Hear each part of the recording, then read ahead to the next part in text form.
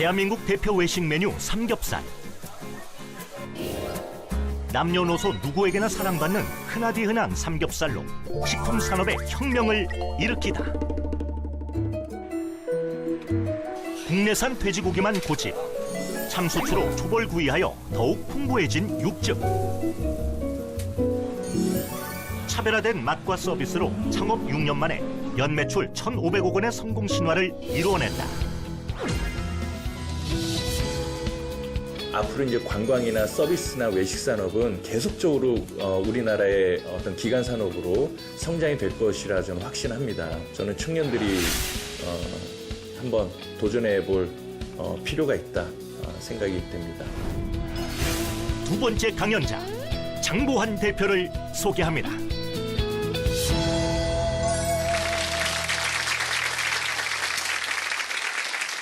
안녕하십니까. 대한민국에서 삼겹살 팔고 있는 장보환이라고 합니다. 대한민국 5대 산업이 지금 휘청거리고 있습니다. 대기업이 성장을 하고 이익이 남아도 고용을 하지 않는 고용 없는 성장 시대가 이어지고 있습니다. 신입사원 공채보다 경력직 선호 현상이 두드러지게 나타나고 있습니다. 힘겹게 대기업에 입사한다 하더라도 정년은 보장되지 않고 정년을 채운다 해도 남은 인생은 너무 깁니다. 그 어려운 바늘구멍을 통과해서 대기업에 입사를 해도 과연 장밋빛 인생으로 변할까요? 우리 스스로를 흙수저로 비하하는 시간에 뜨거운 1500도 가마에 들어갈 용기를 가진다면 그 흙수저는 최고의 도자기, 최고의 세라믹으로 재탄생할 것이라고 믿습니다. 이제는 관광, 외식, 서비스 산업이 대한민국을 지탱할 중요한 산업으로 떠오르고 있습니다. 청년들이 식품 산업의 새로운 가치를 부여하는 창의적이고 혁신적인 도전의 주역이 될 수 있는 시대가 된 것입니다. 흙수저도 아니고 한 줌의 흙과 같았던 저의 인생은 그 흔한 삼겹살을 만나서 외식 시장의 지형을 바꾸었고 2년 연속 100대 프랜차이즈에 선정되는 또 기록을 낳았고요. 전국의 200개 매장에서 연간 거래 규모 약 1,500억에 육박하는 식품 산업의 대표로 살아가고 있습니다. 지금부터 제 경험을 통해서 식품 산업이 우리 청년들이 인생을 걸어볼 만한 가치가 있고 흘린 만큼 땀의 가치가 보상으로 연결되는 부가가치가 높은 산업 중 한 분야라는 것을 말씀드리려고 합니다.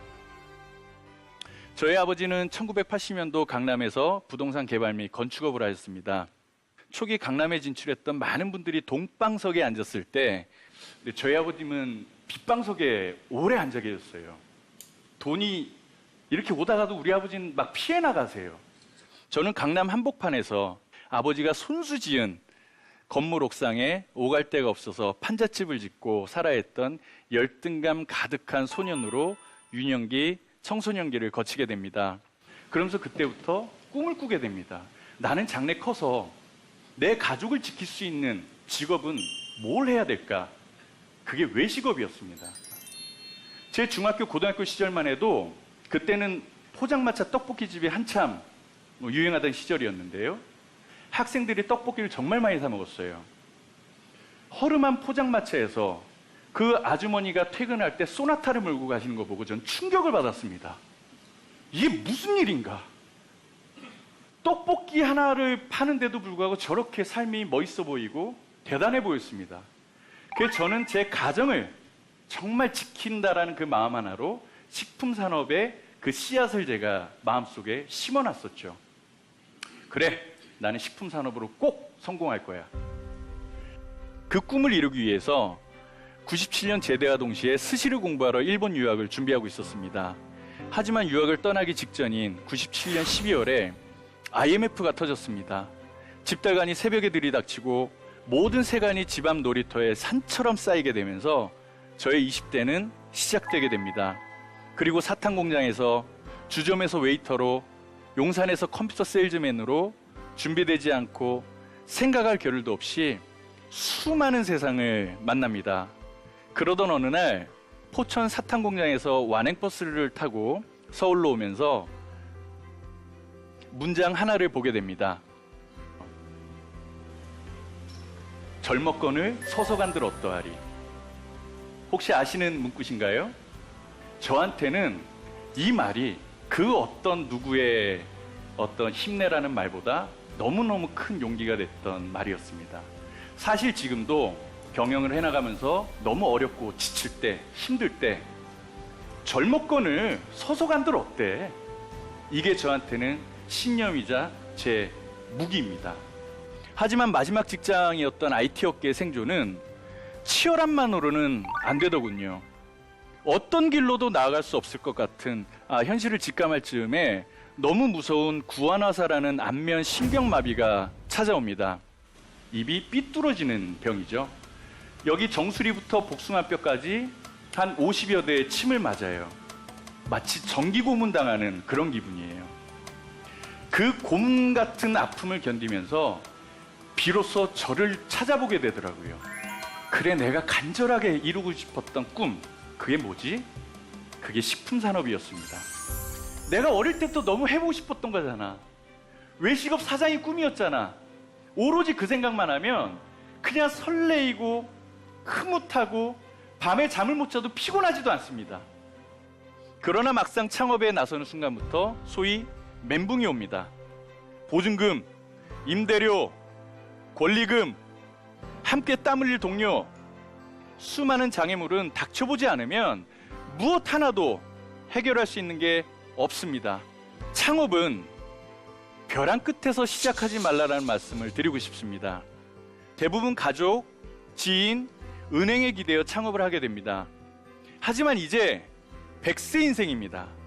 부모님이 평생 일궈온 소중한 자산은 온전히 그분들의 몫이어야 합니다.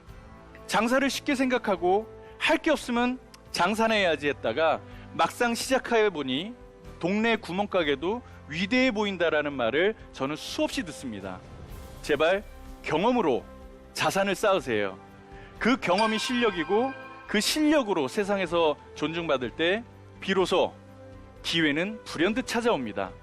경험을 쌓고 두려움을 이기는 용기가 가득할 때 도전하는 게 창업이라고 생각합니다. 또 하나, 창업은 내 인생이 흔들릴 만큼 큰 돈으로 시작하는 것이 아닙니다. 성공을 위한 과정이라 생각하고 아주 적은 창업 자금으로 시작해 보세요. 참고로 전 3,700만 원으로 시작했습니다. 그래서 두려움보다는 마치 소풍 전날과 같은 설레임을 가지고 창업을 할 수 있었습니다. 창업을 하면서 설레임과 두근거림이 있다면 이제부터는 가슴속에서 넌 충분히 해낼 수 있어. 걱정 마. 넌 최고야 라고 스스로에게 이야기할 수 있어야 됩니다. 이제부터 어떻게 성공할 수 있을 것인지 비밀을 알려드리겠습니다. 첫째, 외식은 인문학이다라고 말씀드리고 싶습니다. 외식업은 인간의 사상, 문화, 예술, 철학, 역사까지도 이해해야 성공할 수 있는 일입니다. 사람을 이해하지 못하면 음식도 제멋대로밖에 나오질 않습니다. 사람을 관찰하고 존중하고 사람에 필요한 중용적 가치를 만들어야 됩니다. 이건 비단 고객에게만 해당되는 것이 아닙니다. 직원에게도 마찬가지입니다. 가장 뜨거운 청춘의 시간을 연애도 못하고 사장과 충의를 지킬 직원은 한 명도 없습니다. 직원의 삶을 살피고 꿈을 함께 만들어가는 어른이 되어야 합니다. 고객을 만족시키기 전에 함께 땀 흘리는 직원을 만족시켜야 합니다. 둘째, 마케팅의 핵심에 대한 고찰입니다. 과거에는 전단지, 현수막, 내가게를 알릴 수 있는 유일한 수단이었지만 지금은 수없이 많은 채널에서 고객을 유인하고 있고 고객은 초록색 창에서 모든 정보를 쉽게 얻는 그런 시대가 됐습니다. 제일 큰 마케팅의 핵심은 홍보 비용을 투자해서 고객을 유인하는 것이 아니라 내 상품 가치를 명확히 키워나가셔야 된다는 거죠.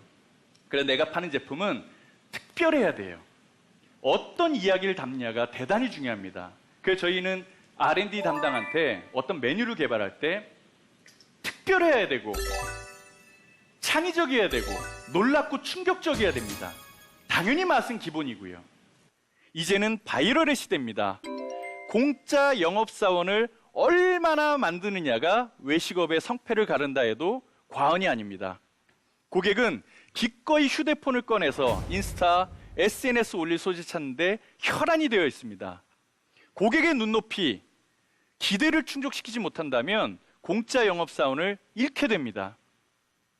다시 얘기하면 이제는 비용을 들여 마케팅하는 시대가 아니라 공짜 영업사원을 얼마나 거느리느냐가 관건인 시대입니다. 외식업은 숨은 그림 찾기다. 셋째입니다. 고객의 불편함을 찾아야 합니다. 고객의 불편함을 찾아내고 그걸 외식 산업으로 잘 연결시킬 때 고객은 행복해하고 나의 불편함을 해소시킨 이 비즈니스에 고객은 뜨겁게 열광해줍니다. 세상에는 그 성공한 많은 비즈니스를 보면 세상에 새로운 게 전혀 없어요. 항상 불편함을 찾아내서 개선시킨 게 그렇게 뜨겁게 고객들이 사랑해주는 비즈니스로 성공을 하고 있는 거죠. 제 경우도 마찬가지였어요. 삼겹살하면 보통 끈적끈적한 방에 기름 쪄든 방석에 양반다리하고 앉아서 우리 너무 많은 경험을 했잖아요. 근데 왜 삼겹살이 그 패밀리 레스토랑과 같은 서비스를 왜 구현하지 못하지? 삼겹살, 누가 좀 잘라줬으면 좋겠어. 우리 손님이랑 갔는데 난 편하게 손님이랑 얘기하고 싶어.